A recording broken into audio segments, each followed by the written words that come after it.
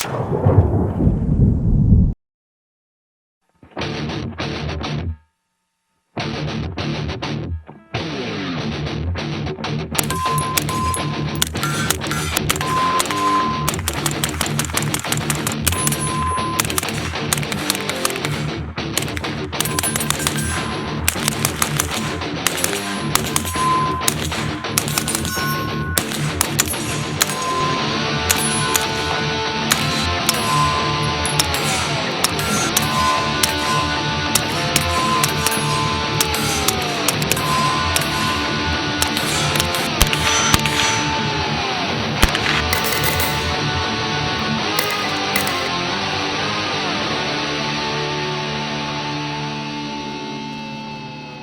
everybody, Aaron Cowan, Sage Dynamics, and this is the Deadair Wolfman.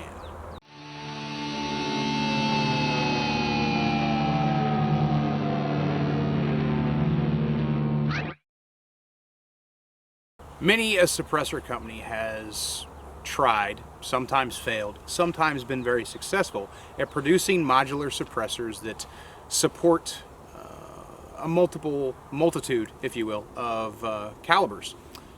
And also provide some degree of modularity. One thing that's more recent in popularity is providing suppressors that you can shorten in length for your own purposes, for the caliber you're shooting, for whatever special needs that you have.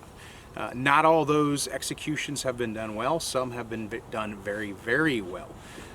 One thing that appealed to me about the Wolfman was the fact that it was made by Deadair, and I have had really good experience with Deadair suppressors in the past. You've probably seen a few of the videos that I've done on their suppressors, and I've never really had anything super negative to say about their suppressors because they make a very good can.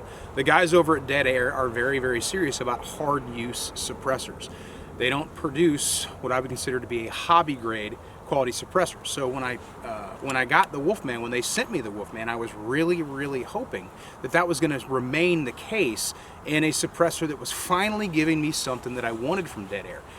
A more hard use, but also potentially short, because it is modular, suppressor that's what I was going to use for pistols / 9mm. I know prior to Deadair producing the Wolfman, they made a 9mm suppressor, the Odessa. And while my reasoning behind wanting the Wolfman so bad was for 9mm, I also wanted the versatility of being able to use other calibers through it, specifically 300 Blackout. I recently, although less recently now, got into seriously using the 300 Blackout caliber, and I have a big interest in very, very short suppressors for use on 300 Blackout subsonic ammunition.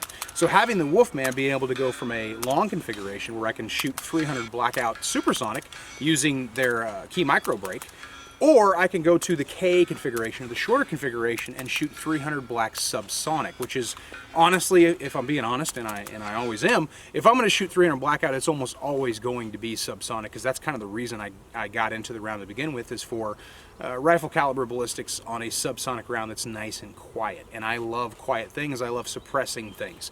In fact, it's very rare that I shoot a rifle that doesn't have a suppressor on it. So the question becomes, is Deadair's quote-unquote modular suppressor doing well for the calibers you're going to shoot it on? Well, I used it in a bunch of different configurations during the testing process, which we're going to get into. But the very first thing I'm going to do with any suppressor is I'm going to do my 500 round burn down. I want to see if the suppressor can handle those higher rates of fire. I'm going to put 500 rounds through it as quickly as possible to see if that accelerated rate of fire is going to cause any issues with the mounting, the sound, the tone, the baffles, any type of issue whatsoever I'm looking for to arise in that 500 round burn down. So here is your 500 round burn down.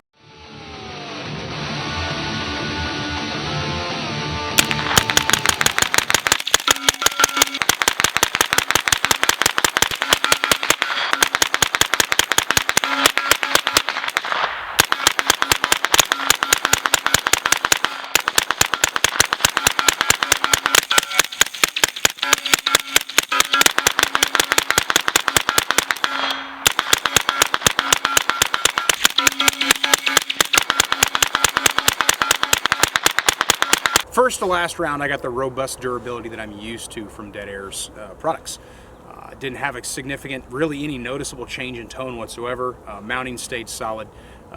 I didn't have an apparent point of aim, point of impact shift as the suppressor heated up, which is exactly what I'm looking for when I'm doing the burn down, is some of those observable problems to take place. Now, is it within the realm of realism for you to do 500 rounds that quickly? Usually a burn down on a semi-automatic takes me between 3 to 4 minutes to get all 500 rounds through it. No, not necessarily, but isn't it nice to know that the suppressor you could potentially buy can handle that if the need ever arose? During the review process, I shot mostly 9mm. So a 2,000 round review process, 1,500 of that was 9mm, and then I shot 500 rounds at 300 blackout. On the 9mm side, I shot 115. I also shot 124, 124 plus P, both hollow points and full metal jackets, and I also fired some 147 grain subsonic ammunition. I used handguns, a couple different handguns, FN, a Glock, M&P. Cycling was not an issue. The suppressor, well, it suppresses very, very well. I prefer it, especially on a handgun, in the shorter configuration. It does get a little, I was a little apprehensive to shoot it in the full-length configuration on a handgun, even though it was dumb quiet, especially on 147s. Not something I'd necessarily recommend. Now, the diameter of the Wolfman might be a little bit larger than people might prefer on a handgun because of, you know, the need of extra tall suppressor sights in most situations, depending on the firearm itself. Not a problem for me because I put red dots on everything. Almost every handgun I own at this point has a red dot on it, either a Hollow Sun or a Trijicon or an aim point. So suppressor height sights weren't really a concern that I had. And honestly, when it comes to, you think about the practicality of suppressor height sights, they are nice to have to clear the body of the suppressor, but if you think about how you use iron sights anyway, unless you're shooting quarters or dimes, it's not something you necessarily need because you're going to be front sight focused anyway, so just line it up with what you're shooting and go ahead and press it out. In fact, I've done a video on that in the past. But that's not really the point of where I'm going with this. Mounting, of course, is made easy by the fact that I can do direct thread pistol booster, I can do 3-lug. I can also use Deadair's new Key Micro mounting system. So now I've got a quick detach collar system that I can use on their micro brake. I got one on my Shield Arms PCC, and actually it's a really, really handy 9mm brake. You can also use it on 300 blackout. In fact, if you are going to shoot supersonic rounds through the Wolfman, it is advisable to use that as kind of a sacrificial baffle or a beginning baffle or a blast baffle or whatever terminology you want to use for it.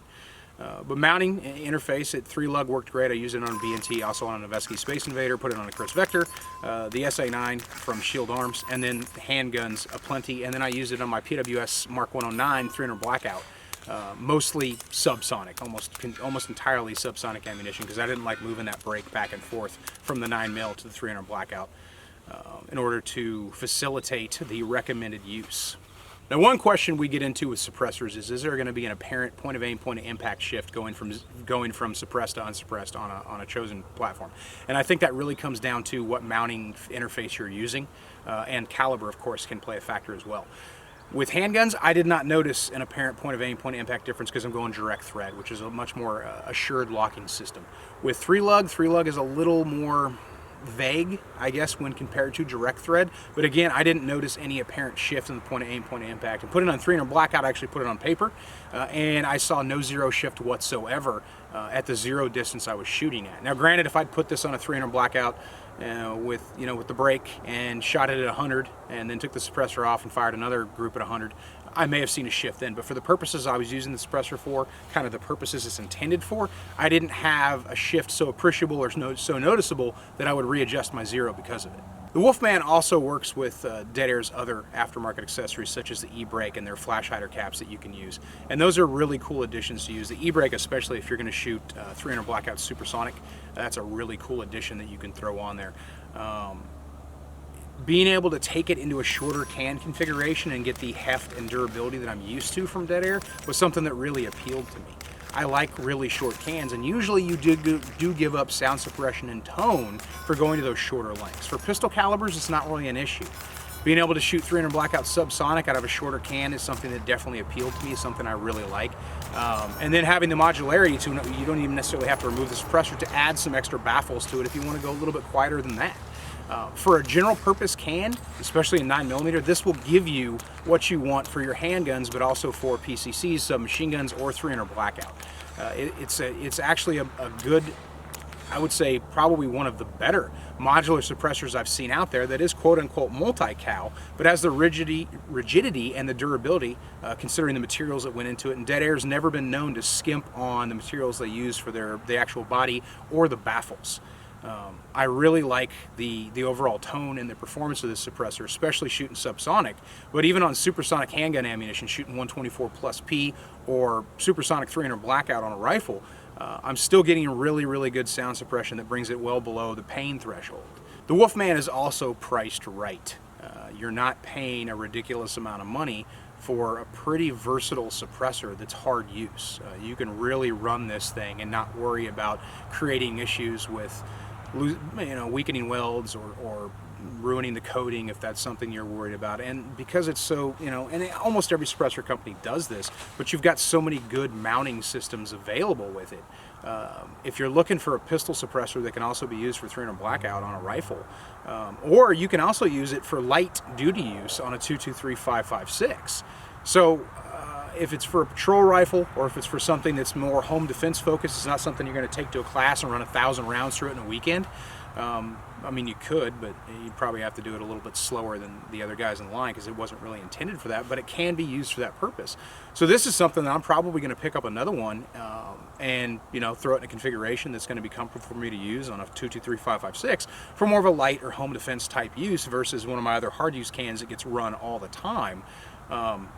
This is more kind of geared for that category. Or you can run it hard use on any on 9mm, whatever you want to put it on, be it handgun, PCC, submachine gun, or 300 blackout, especially with the subsonics. That's probably my favorite configuration to use the suppressor in, is the short configuration on 300 blackout subsonic, because that's kind of like my new favorite, I wouldn't say hobby round, but my new favorite round to shoot when I'm doing my own personal practice, or I just like to shoot a really quiet round and then hear the ding of steel 2 or 3 seconds later, because I'm shooting at distances that most people probably wouldn't try to shoot a subsonic round to, just for fun.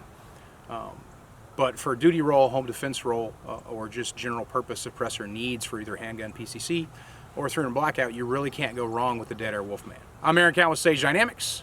Train accordingly.